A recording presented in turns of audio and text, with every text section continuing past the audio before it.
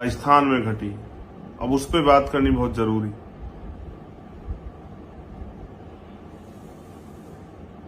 इस देश में इंसान की पहचान उसकी जाति की वजह से, ना कि उसके कर्म की वजह से।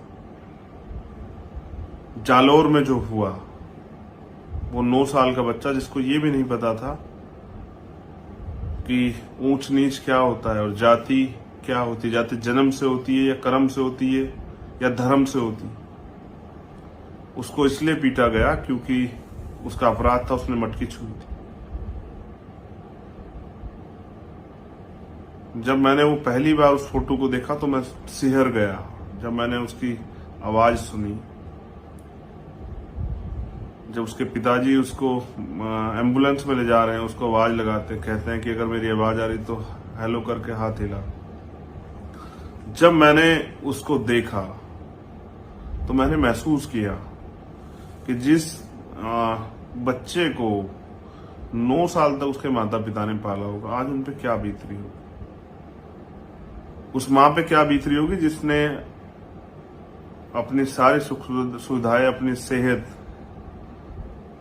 सब चीजों को दांव पे रख के उसको जन्म दिया होगा। और वो मर क्यों गया?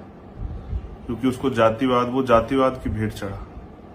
उससे पहले जितेंद्र मेघवाल पाली में वो जातिवाद की भेंट चढ़ा, सिर्फ मूछें रखने की वजह से। ये ब्राह्मणवाद है जो आपको जाति के हिसाब से नीच बना के और आपको आपके अधिकारों को, आपकी स्वतंत्रता को रोक देता है। और अगर आप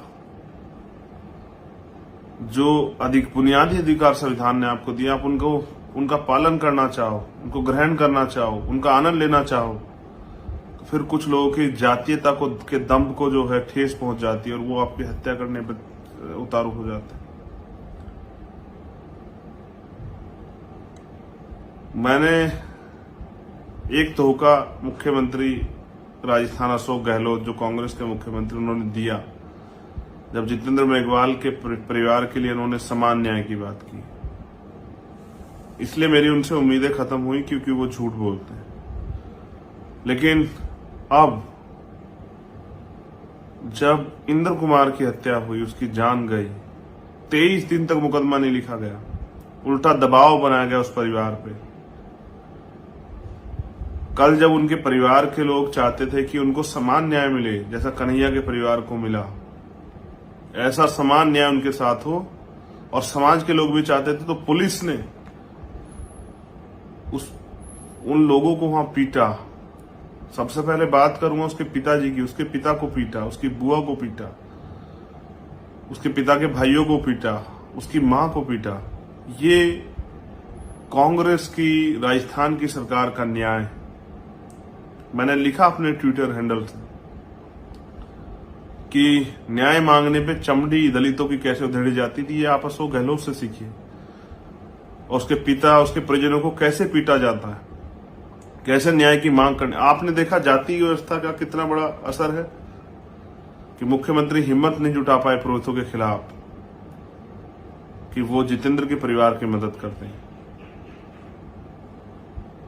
झूठ बोलते रहे, लेकिन यहां इतना बड़ा असर है कि कभी आपने सुना कि पीड़ितों को पीटा गया हो? ऐसा हमने हाथरस में सुना था। वहां बीजेपी की सरकार थी। और आपको सत्ता का चरित्र देखना है तो यहां देखिए राजस्थान में कांग्रेस की सरकार ने क्या किया है। सत्ता का चरित्र एक है। उन्होंने उसके परिवार को पीटा, डरा धमका के जबरन उस बच्चे के शव को जला दिया गया।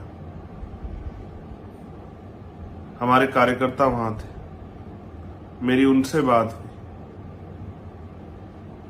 उन्होंने बताया कि उन्होंने हमें वहां पीटा। वो निहत्थे थे, इतना पीटा कि उनकी रीढ़ की हड्डी से लेकर उनकी टांगे तक जो है वो तोड़ दी गई। उनकी रीढ़ की हड्डी में चोट। जब अभी मेरी मोतीलाल से बात हुई, उसने मुझे बताया कि भाई उन्होंने मुझे पीटा।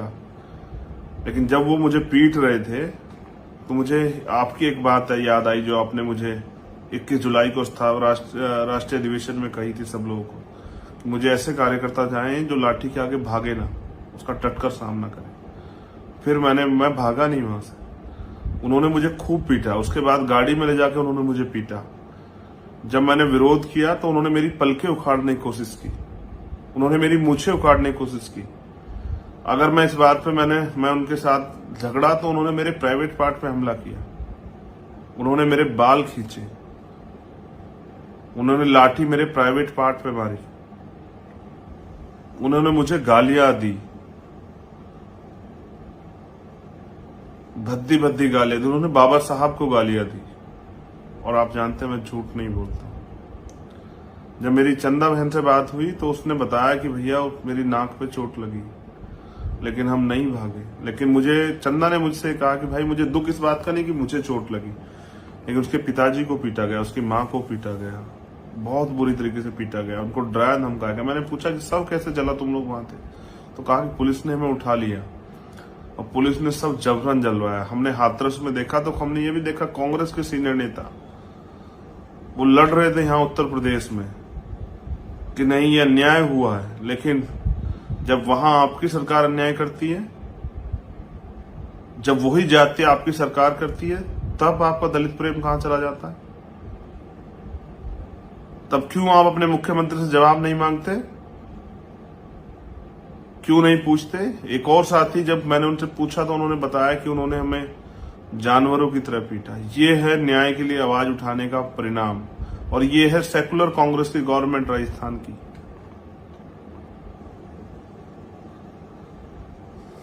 मुझे पता लगा वहां के कुछ जनप्रतिनिधि ने हिम्मत जुटाई कि इस अन्याय के खिलाफ उन्होंने अपने पद से इस्तीफा देने की मांग की। लेकिन मैंने तो कल ये लिखा और मैं ये सोच भी रहा था, मैंने इंटरव्यू में भी कहा कि आप जो नेता वहां कांग्रेस पार्टी और अन्य पार्टियों में हैं, बीजेपी या ऑन बोर्ड पार्टियों में, जो स्पेशली बहुजन समाज के नेता हैं, दलित समाज के नेता हैं, वो गुलाम से बढ़कर क्या है? अगर वो अपने लोगों की आवाज नहीं उठा पा रहे, अगर उनके बच्चों की हत्या हो रही है वो चुप हैं, तो वो उनकी राजनीति का क्या फायदा है समाज को? क्या वो राजनीति अपने फायदे के लिए कर रहे हैं, समाज के फायदे के लिए? मैं पिछली बार गया था, मुझे उदयपुर एयरपोर्ट पर रोक देगा। मैं इस बार भी जा रहा हूं 18 तारीख में, हो सकता है मुझे रोक दें, हो सकता है कि वो मुझे जेल भेज दें जयपुर की तरह, जब मैं सीएचए की लड़ाई लड़ने के लिए। मैं नहीं डरता उनकी जेल से, लेकिन इस बार मैंने तय किया है कि इस बार मेरी लाश तो वापस आ जाएगी, लेकिन मैं वहां से वापस नहीं आऊंगा जब तक हमें न्याय नहीं मिलेगा। क्योंकि मैंने देखा कि पिछली बार भी जब पाली में अन्याय हुआ, उदयपुर की टीम, उदयपुर संभाग की पूरी टीम, जोधपुर संभाग की पूरी टीम में कैसे मेरे के कार्यकर्ता अपने खून पसीने कमाई से साधन लेके वहां आया, इस उम्मीद के साथ कि हमें न्याय मिलेगा। मैं फिर उनसे अपील करूंगा, पूरे राजस्थान के साथियों से, कि 18 तारीख को वो जरूर पहुंचे उस परिवार के पास। मेरे जाने से पहले कांग्रेस के नेता भी और अन्य पार्टियों के नेता भी बेचारे उस लड़ाई को लड़ने के लिए जाने का प्रयास करेंगे। मैं उन नेताओं का धन्यवाद देता हूं जो जाने का प्रयास करेंगे, लेकिन मैं तानाशाह मुख्यमंत्री को बता देना चाहता हूं कि सत्ता परमानेंट के लिए नहीं होती, सत्ता आती जाती रहती। मैंने कल भी कहा था, ये लाठी आपने उसके परिवार पर नहीं चलाई, क्योंकि वो तो दुखी पीड़ित परिवार है। ये लाठी आपने उस परिवार पे नहीं चलाई, ये आपने इंद्र कुमार के पिताजी पे नहीं चलाई, उसकी माँ, उसकी बुआ पे, उसके ताऊ पे नहीं चलाई, उसके भाई पे नहीं चलाई। ये लाठी आपने पूरे दलित समाज की पीठ पे चलाई,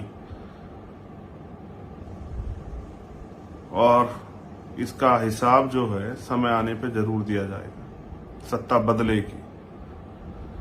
ऐसी निकम्मी नालायक सरकार और ऐसे मुख्यमंत्री भी सत्ता से बेदखल होंगे। किसी के बच्चे के जाने के बाद उसके परिवार को दर्द में पीटना, उसके बाद चैन से सो जाना, शर्म नहीं आती आप लोगों को? क्या जमीर मर गया है?